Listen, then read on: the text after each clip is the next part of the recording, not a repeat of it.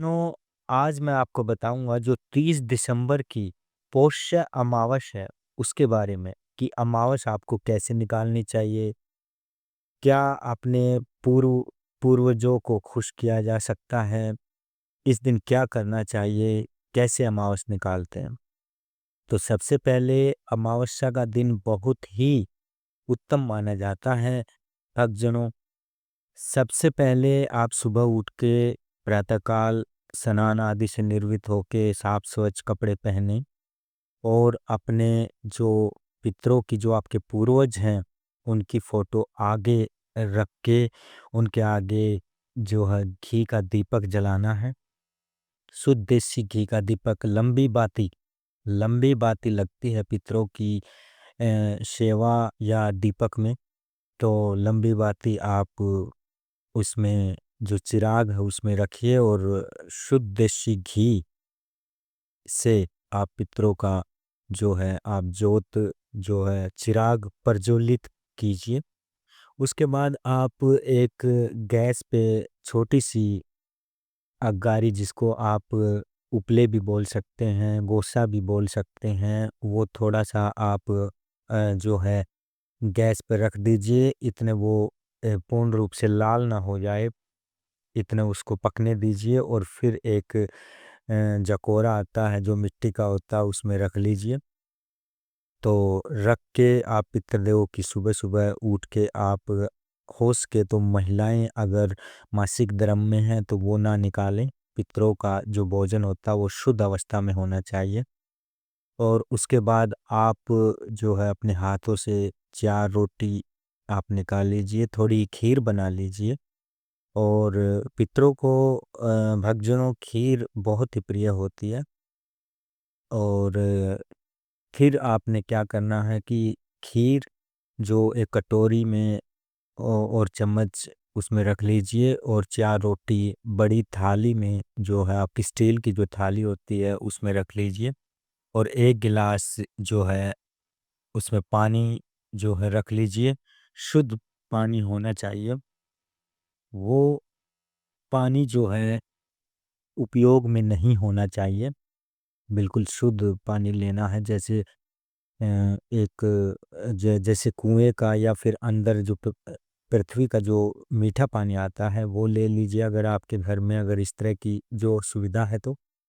नहीं तो आप किसी भी मटके का या फिर किसी भी और बर्तन में अगर शुद्ध पानी रखा तो वो ले लीजिए।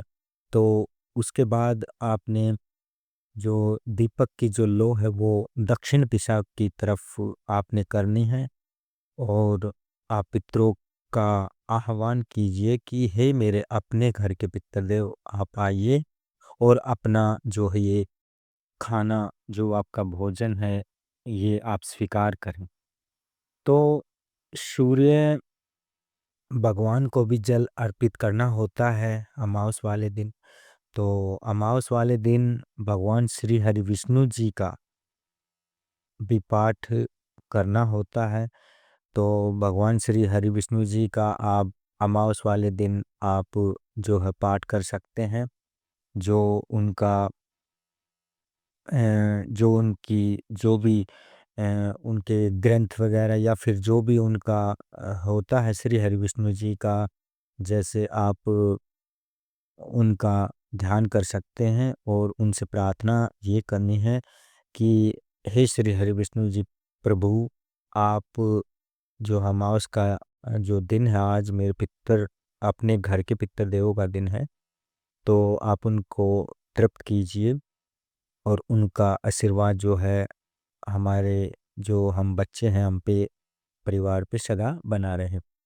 तो फिर आपने जोत आपने जगा दी है, आपने चिराग प्रज्वलित कर लिया है। उसके बाद आप जो अगारी लाए हैं उसको दीपक के साथ में रख लीजिए और थोड़ा हाँ देसी घी उस पे पितृदेव के नाम से उस पे 1 चम्मच डाल दीजिए। उसके बाद अग्नि प्रज्वलित हो जाएगी और आह्वान करके उसमें ही आपको भोग लगाना है।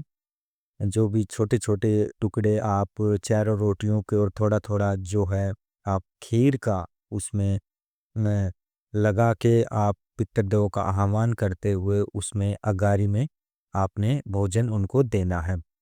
और थोड़ा एक जो साथ में जल लिया उसके थोड़ा एक उँगली से छींटे भी देने हैं ताकि उनको जल भी पहुँचे। तो इस तरह से आप अमावस मनाइए और इसी तरीके से जो है पितृदेवों की एक आपने फ़ोटो भी साथ में रखनी है और उसके सामने दीपक और जैसे-जैसे मैंने भोग बताया है ऐसे आपको देना है। तो फिर उसके बाद ये सारा काम होने के बाद आपने माथा टेकना है। पहली जो रोटी है वो गाय के लिए होती है। दूसरी जो रोटी होती है वो ऊपर जो है कौवों के लिए रखी जाती है। आप अपनी छत पे भी रख सकते हैं या कहीं भी कौवे आते हैं तो वहाँ भी आप रख सकते हैं। जाके आप रख आइए कहीं पे भी आपको ये लगे कि कौवे जो जहाँ भी आते हैं, क्योंकि कौवे एक शनिदेव जी का वाहन माना जाता है। अगर आप उनको भोजन खिलाते हैं तो शनिदेव की कृपा आपके परिवार पे बनी रहती है भक्तजनों। तो गाय को रोटी आपने खिला दी, बाकी जो 2 रोटी बची हैं वो किसी भी आप कुत्ते को या फिर चिड़ियाओं के लिए छोटे-छोटे टुकड़े करके आप ढाल सकते हैं। इस तरह से जो पानी है वो ऊपर जाके सूर्य देव जो सूर्य नारायण भगवान हैं उनको अर्पित करना होता है। उसके बाद दक्षिण दिशा की तरफ सूर्य देव से आराधना करनी पड़ती है कि हे मेरे सूर्य नारायण प्रभु, ये मैं पितरों के लिए मैं जल अर्पित कर रहा हूँ। कृपया आप उनको जल अपनी जो है शक्ति से या अपने तप से या फिर आप अपने जो भी आशीर्वाद से आप उनको जल पहुँचाइए और ये मैं उनको जल देने जा रहा हूँ। तो ऊपर नीचे आपके आसन होना चाहिए और वो किसी पौधे में जल जो है नीचे पड़ना चाहिए। धरती में नहीं पड़ना चाहिए, ये ध्यान रखना है। और उसके बाद आपकी अमावस्या ये निकल जाती है। तो उस दिन आप जो है भागवत गीता का भी पाठ कर सकते हैं। अमावस्या वाले दिन श्री हरि विष्णु जी की भी कृपा उस दिन आप प्राप्त कर सकते हैं। और फिर लास्ट में जैसे ही आप माथा टेकने ये सारी चीज़ें होने के बाद माथा आप झुक के प्रणाम करेंगे कि हे मेरे अपने घर के पितृदेव, हमारे से कोई भूल चूक या जाने अनजाने में कोई गलती हुई है तो हमें माफ़ कीजिए और अपनी कृपा दृष्टि परिवार पे कीजिए और अपना आशीर्वाद दे के जाना। तो आप ये मन में आप बोलेंगे और यही प्रार्थना आप करते हुए कि हमारे से जो भी जाने अनजाने भूल चूक हुई है माफ़ करें हमें और अपना कृपा रूपी हाथ हम पर बनाए रखें। और उसके बाद आपने सारी ये चीज़ें जो हैं आप लेके गाय माता को आप खिलाने आप चले जाना है। उसके बाद फिर जो है थोड़े दिन के बाद आपको उनका आशीर्वाद देखने को मिलेगा। तो मैंने सारी प्रतिक्रिया आपको बता दी है और प्रतिक्रिया बताने के साथ-साथ आने वाले टाइम में आपके जीवन में जो तरक्की आपको जो दिखेगी, वो आप खुद महसूस करेंगे।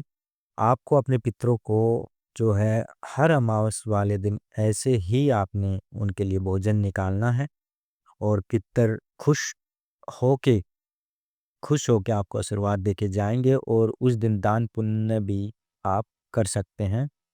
दान पुण्य भी कर सकते हैं और पितर उससे बिल्कुल अच्छे तरीके से आपको आशीर्वाद दे के जाएँगे। आप अगर दान पुण्य करते हैं और ये पौराणिक काल से ही हमारी जो अमावस्या है उस दिन पितरों का दिन श्रेष्ठ माना गया है भक्तजनों। तो आप पितरों की सेवा कीजिए और अपने घर में जो भी रोग दोष दरिद्रता आई हुई है उसे दूर कीजिए। पितर पक्ष वाले दिन अमावस वाले दिन आप पितृ गायत्री मंत्र का भी आप जाप कर सकते हैं। पितृ गायत्री मंत्र जो है वो बहुत ही फायदेमंद होता है। तो आप अपने पितरों को प्रसन्न कीजिए और उनका आशीर्वाद प्राप्त कीजिए और उनकी जो है उनके द्वारा जो सन्मार्ग पर आप चलें, जो भी आपके पूर्वज जो भी दान पुण्य करते थे या फिर जो भी सन्मार्ग पर चलते थे, उनके दिखाए हुए रास्ते पर आप चलिए, आपके जीवन में तरक्की होती चली जाएगी और जो है आपके ऊपर उनकी कृपा दृष्टि हमेशा बनी रहेगी। हर अमावस को आपने भक्तजनों ये कार्य करना है और अपने पितरों को प्रसन्न करना है। तो आपको ये जानकारी कैसी लगी तो आप कमेंट में बताइए और जानकारी अच्छी लगी तो चैनल को सब्सक्राइब कीजिए। सभी को प्रणाम।